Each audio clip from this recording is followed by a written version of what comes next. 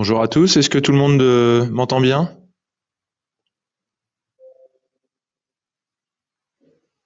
Donc il est 11h30, on va commencer. Donc je me présente, je m'appelle Fabien Lévesque, je suis directeur marketing de Dynamips et je suis accompagné aujourd'hui de Jérémy Goupil, qui est consultant en solutions cloud chez nous. Avec Jérémy, on va vous proposer ce matin un tour d'horizon sur l'offre collaborative de Teams, qui est incluse notamment dans Office 365. Alors au programme de cette présentation, donc on verra une description un peu générique de la solution. On passera beaucoup plus de temps sur la partie démo qui est évidemment plus interactive, plus pédagogique. Et puis ensuite, on vous présentera l'offre d'accompagnement de Dynamips. Et évidemment, on terminera par une session de questions-réponses. Si vous avez des questions, je vous invite à les poser en live via le module de chat. Et soit nous y répondrons directement, soit on les conservera pour la fin. Sachez que vous recevrez tous la présentation ainsi que nos coordonnées si vous voulez souhaiter davantage échanger avec nous à l'issue de la présentation. Donc on a 30 minutes. On va essayer de respecter ce timing. Donc c'est parti.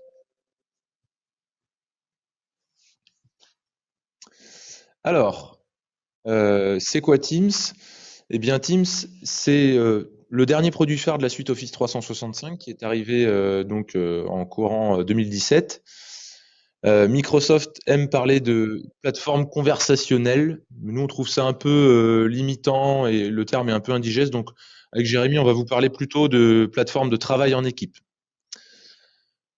Teams, en réalité, n'est pas une vraie nouvelle brique d'Office 365. C'est surtout une surcouche Office 365 qui va utiliser des services Office, des services SharePoint, des services OneDrive. On va plutôt donc parler d'agrégat de services, mais pas que. Pas que parce que on peut aussi connecter Teams avec plusieurs solutions tierces externes et pas forcément Microsoft, comme des choses que vous peut-être vous connaissez, Trello, Twitter, YouTube, etc. Mais Jérémy en parlera mieux que moi tout à l'heure. Enfin, et c'est une annonce importante, Teams remplacera Skype for Business dans Office 365 et deviendra le principal client de communication unifié de la suite, normalement durant l'année 2018.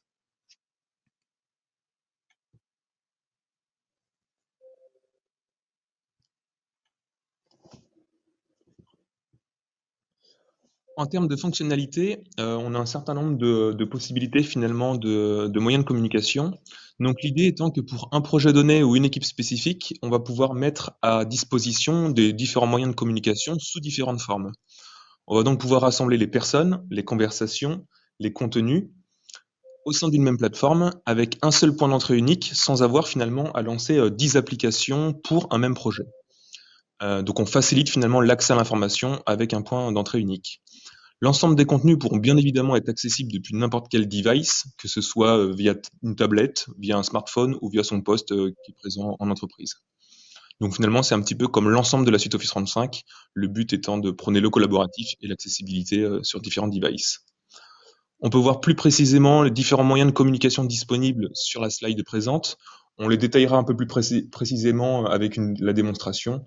L'idée étant qu'on va avoir du partage de contenu avec de la coédition pour travailler à plusieurs en même temps sur un même document, des outils conversationnels pour pouvoir communiquer de façon assez libre et une facilité de gestion d'accès via les contacts pour gérer tout ce qui va être planification, recherche des différentes informations dans les différents outils et les outils externes qui pourront être accessibles.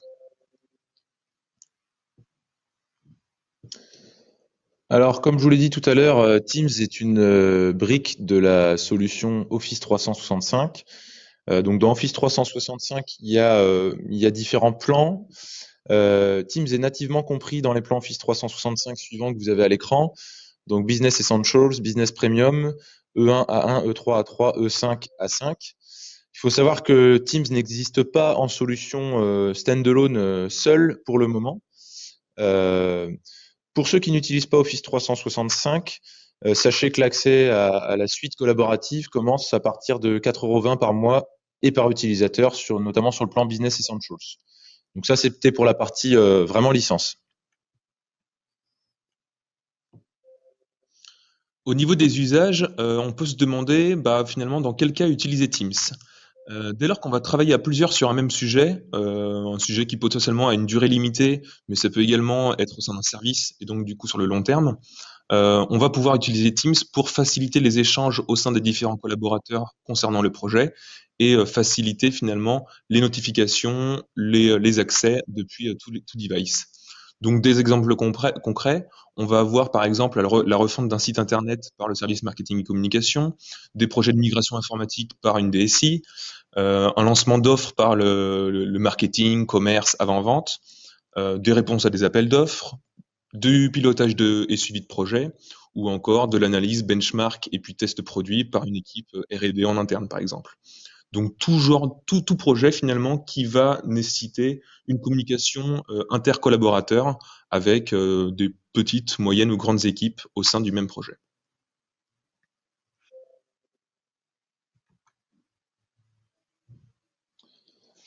Alors, à qui est destiné l'outil? Eh bien, à peu près à tout le monde, toute personne, tout ensemble de personnes avec un besoin de collaboration.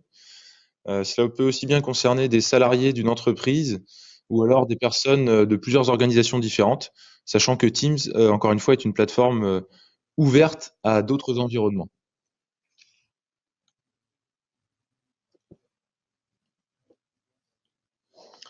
On va maintenant passer à la démonstration. Donc, je vais lancer Teams directement et puis vous montrer un cas concret d'entreprise. On va pouvoir voir concrètement bah, comment cela fonctionne.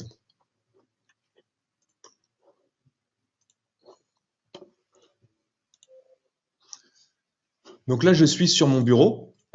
Et sur mon bureau, j'ai une application Teams en local qui va me permettre bah, d'afficher les différents documents, les différents projets sur lesquels je vais pouvoir me connecter. Donc c'est une application qui est téléchargeable depuis Teams en ligne, donc depuis le portail Office 35. Et évidemment, je vais pouvoir y accéder depuis mon navigateur directement ou alors depuis mon mobile. Donc ici, je suis sur l'interface de Teams et elle est divisée en deux grandes parties.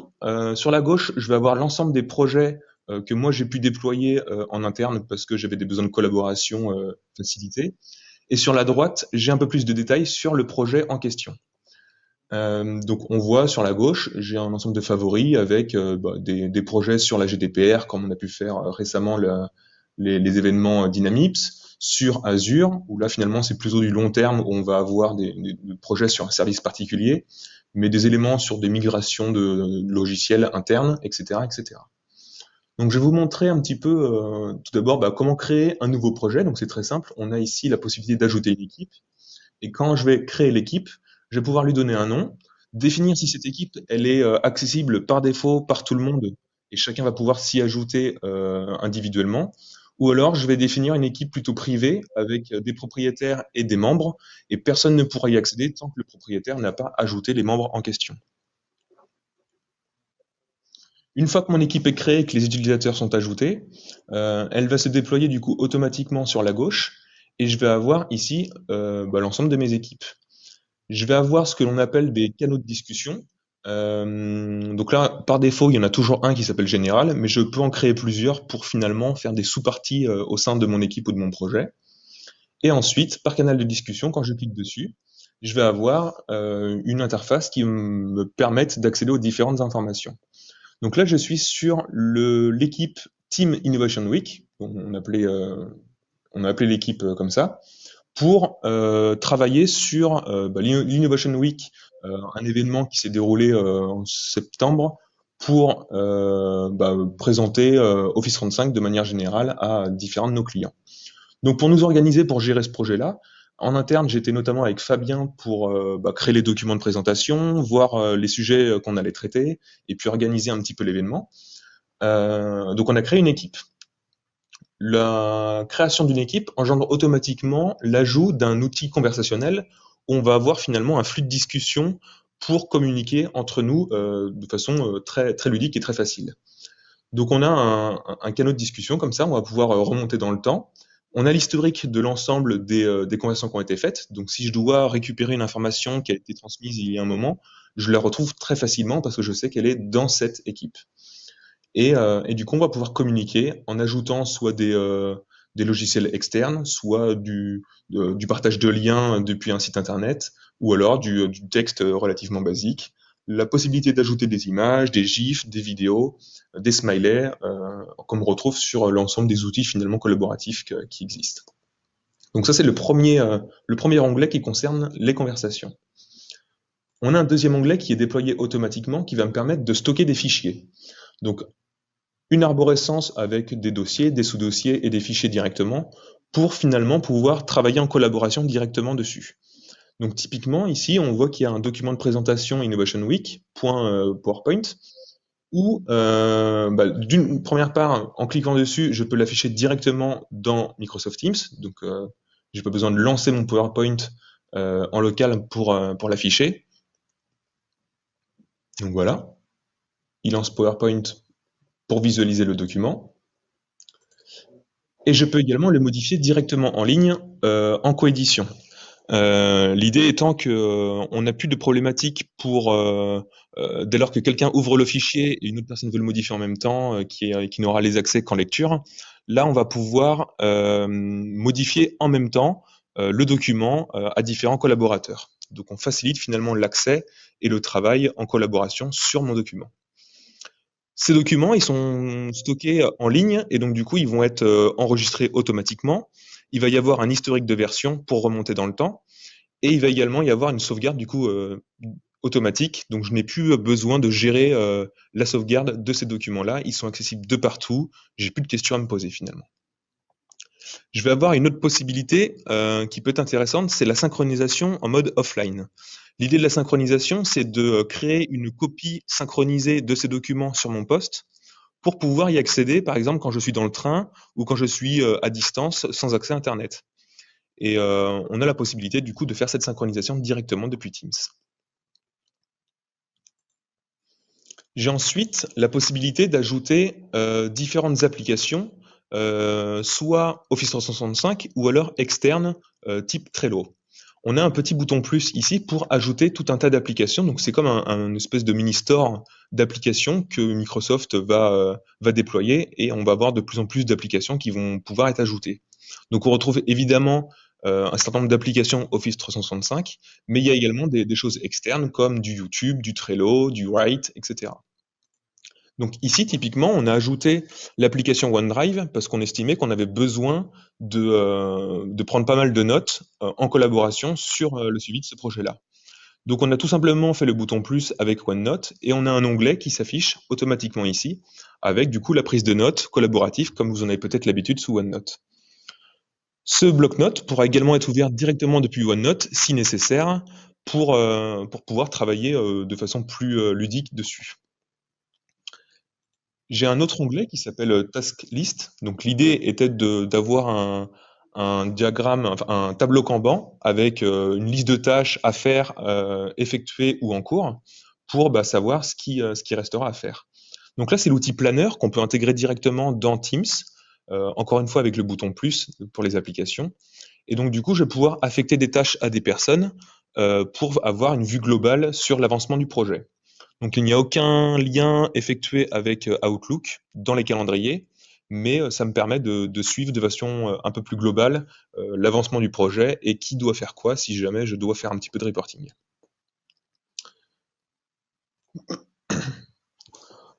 Ensuite, je vais pouvoir ajouter directement des liens internet. Donc par exemple, là on voulait présenter le site internet d'Idemips.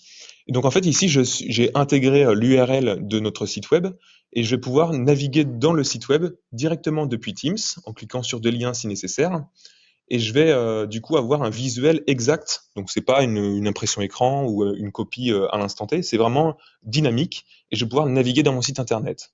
Donc je peux le faire sur un site, mais du coup sur une application en ligne de la même manière, ce qui va me permettre d'éviter de lancer tout un tas d'applications, qu'elles soient locales comme la suite Office en local, ou des sites web via des applications SaaS pour un projet. Ici, je lance mon Teams et j'ai l'ensemble des informations directement via les onglets accessibles. Et je vous parlais tout à l'heure d'applications externes à Office 365. Ici, par exemple, je me suis connecté sur mon compte Trello et puis bah, j'ai créé un Trello directement dans l'application en ligne et j'ai pu ensuite l'ajouter directement dans Teams pour suivre mon avancement des tâches via Trello.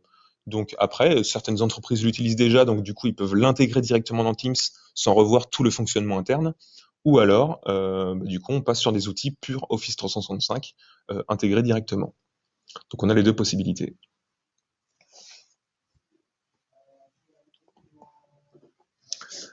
Voilà un petit peu pour la démonstration. On va repasser du coup sur le PowerPoint de démonstration.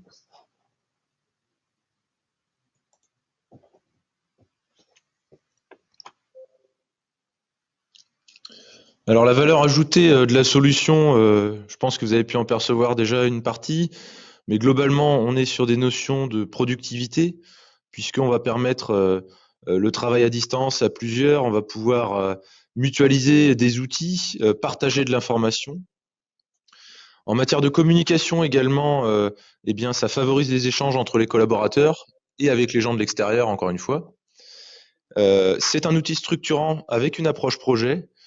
Donc aujourd'hui, vous pouvez ne pas avoir aucune notion de projet chez vous en matière de méthode, et pourtant Teams va vous permettre de fonctionner déjà avec une approche structurante. Donc déjà, je trouve ça très intéressant.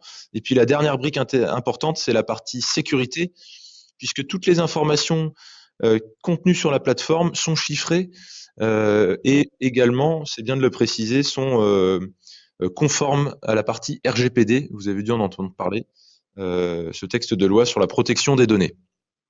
Donc voilà pour la valeur ajoutée.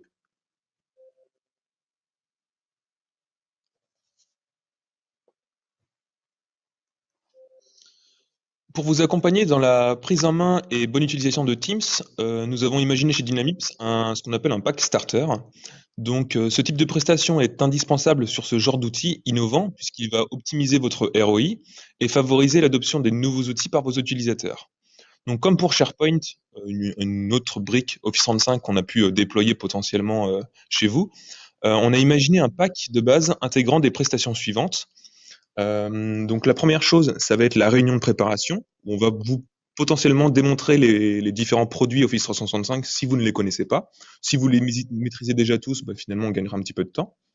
On va pouvoir du coup étudier l'ensemble de vos besoins, vos process internes et définir finalement quels vont être les acteurs de ce projet chez vous en interne pour derrière préconiser les bonnes choses à vos utilisateurs finaux internes. Évidemment, on établira une note de cadrage, pardon, pour formaliser cette réunion de préparation. En second temps, il y aura le transfert de compétences sur le fonctionnement global, les différentes limites fonctionnelles qu'on peut être à même de trouver, et puis les différentes évolutions qui vont arriver, parce que Microsoft pousse évidemment beaucoup cette solution, donc il y aura des nouveautés. On aura un guide de l'utilisateur pour démontrer les bonnes pratiques et puis ce qu'on a pu voir aujourd'hui en présentation.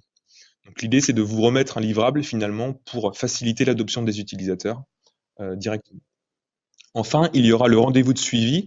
Donc l'idée étant de le faire 3-4 semaines après le transfert de compétences pour effectuer un bilan et avoir des échanges directement sur ce qu'on a pu déployer, effectuer différents ajustements si nécessaire, et puis potentiellement prendre de nouveaux besoins si jamais il y a des nouveaux process ou de nouvelles choses auxquelles vous avez pensé par la suite. Donc pour cette prestation d'accompagnement au changement, le pack de base est estimé à 1 960 € hors taxe, donc le forfait d'accompagnement. Si jamais un transfert de compétences supplémentaires est nécessaire, plus de réunions d'équipe parce que un certain nombre d'utilisateurs finaux, une suivi de projet un peu plus poussée, des formations utilisateurs finaux également si vous n'avez pas les ressources internes temporaires ou humaines, avec des ambassadeurs internes qui est important chez vous pour prôner les bonnes pratiques. On pourra bien évidemment ajuster cette estimation pour un projet sur mesure au sein de votre entreprise.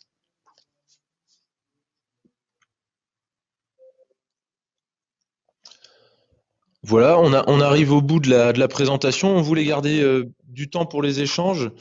Désolé pour certains qui ont une mauvaise qualité sonore. C'est notre premier webinaire, donc on n'est peut-être pas à 100% au point.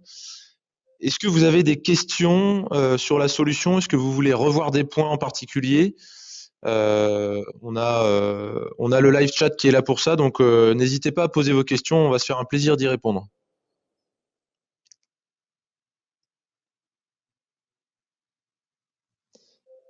Alors, j'ai une question, donc la solution est-elle déjà disponible? Alors oui, tout à fait. On peut y accéder directement depuis son portail personnel Office 365. Donc il suffit de taper office.com et de se connecter avec son compte professionnel d'entreprise. Et vous aurez une petite brique Teams qui devrait être accessible, évidemment pour toute personne ayant l'un des plans euh, disponibles dont on a parlé tout à l'heure, donc les Business Essentials, les Business Premium, les plans E1, E3 et E5. Mais pour toutes ces personnes-là, pardon, si Teams n'a pas été désactivé par un administrateur, c'est d'ores et déjà accessible. Donc une autre question, peut-on voir la partie réunion?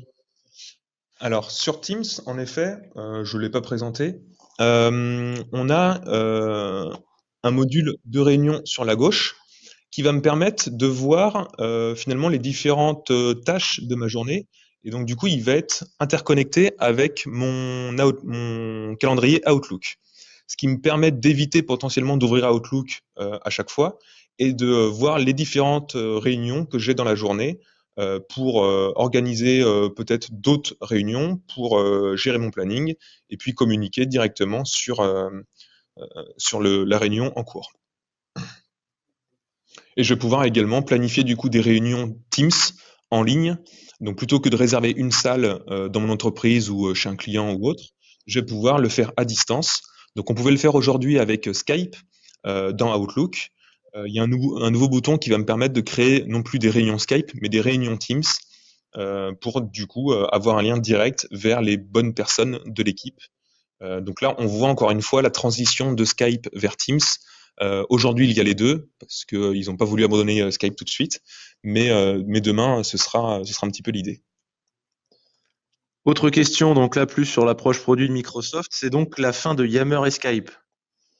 Alors, la fin de Yammer, je ne pense pas. Yammer étant essentiellement le réseau social d'entreprise, avec beaucoup plus de canaux de discussion et finalement une communication large au sein de l'entreprise. Maintenant, il y a en effet certaines similitudes avec Teams.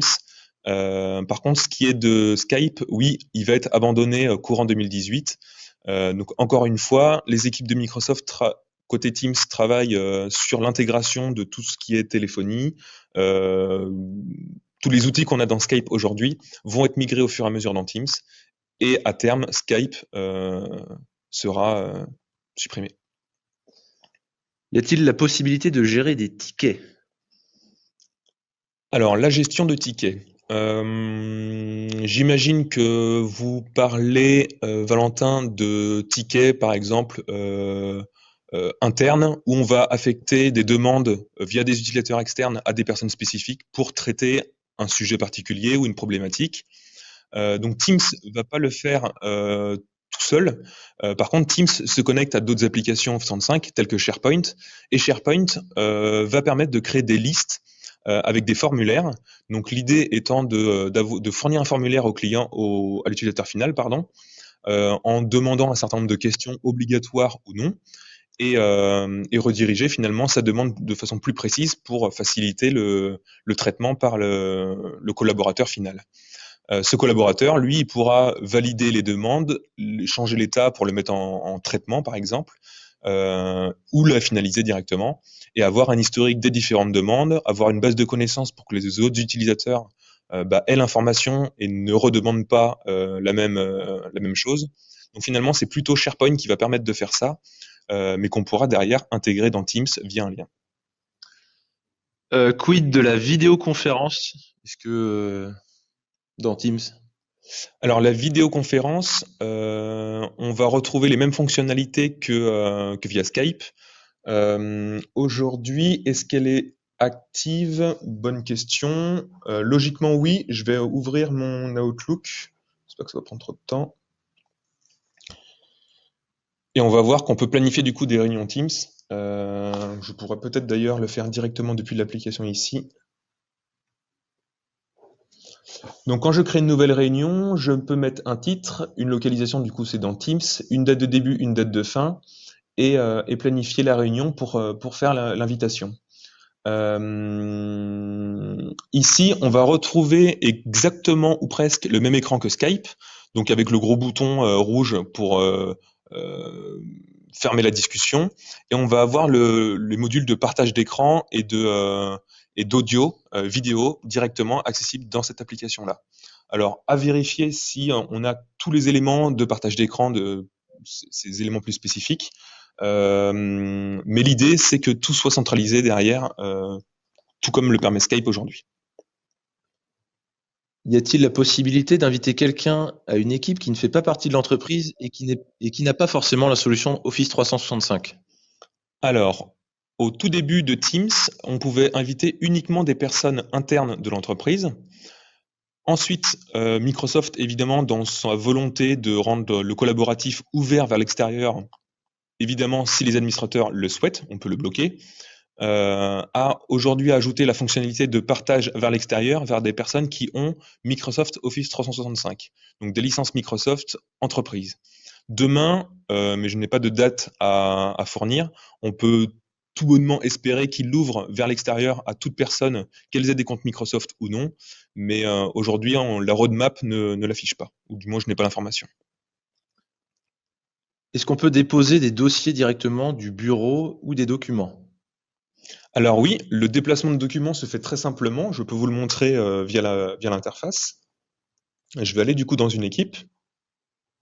Ici, j'ai une arborescence de dossiers.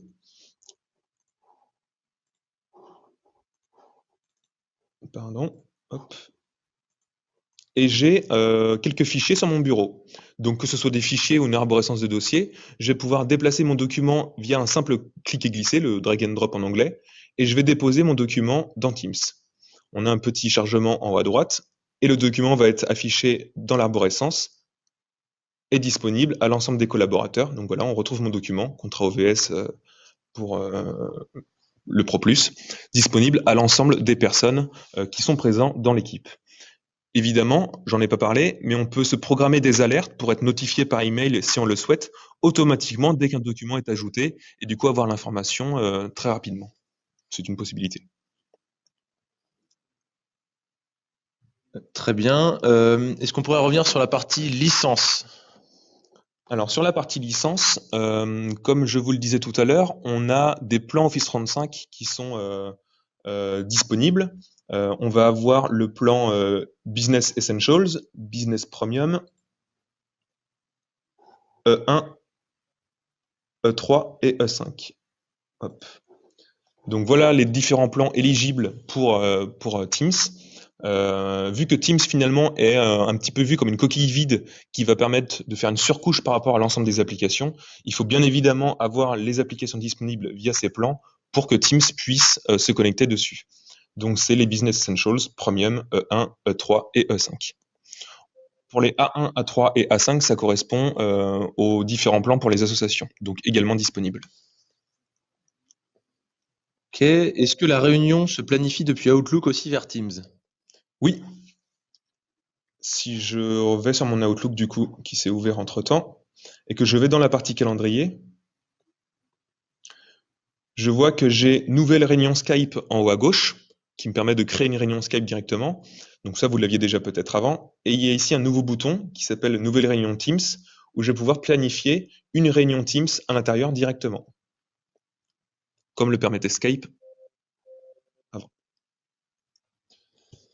Euh, Est-ce qu'on peut essayer avec un dossier? Donc là, je pense qu'il y avait un lien avec la question d'avant. Euh, Le déplacement de fichiers fonctionnerait, mais pas les dossiers. Alors, on peut essayer. Peut-être que je me trompe. Donc, je vais créer un dossier sur mon bureau. Je vais glisser le document à l'intérieur. et je vais déplacer mon dossier.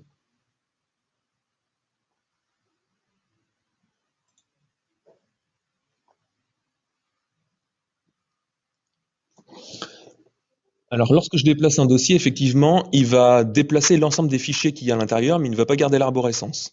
C'est typiquement le genre de choses qui devrait évoluer dans les prochaines semaines pour déplacer directement le dossier. Donc aujourd'hui, en effet, c'est pas le cas, mais c'est le genre de fonctionnalité qui tend à arriver, puisque c'est le cas sur SharePoint, c'est le cas sur OneDrive, donc ça devrait arriver également dans Teams. Donc bonne remarque.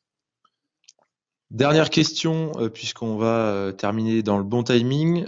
Est-ce que Teams peut se substituer à SharePoint? Alors, Teams et SharePoint sont vraiment deux produits différents. L'idée de SharePoint, c'est de mettre en place une arborescence d'entreprise avec un certain nombre de services, affecter des différentes applications pour y déposer des documents, et on va avoir des droits prédéfinis pour que les utilisateurs finaux puissent y déposer des documents et récupérer l'information. Donc, on a vraiment plutôt un sens descendant où on met en place une architecture et ensuite on permet aux utilisateurs de l'utiliser.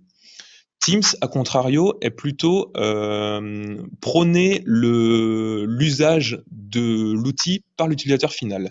Donc on va proposer à l'utilisateur de créer lui-même ses propres équipes parce qu'il en a le besoin et il va pouvoir gérer ses propres équipes, ajouter ses propres documents et finalement donner un petit peu de puissance à l'utilisateur final pour qu'il gère lui-même ses différents outils.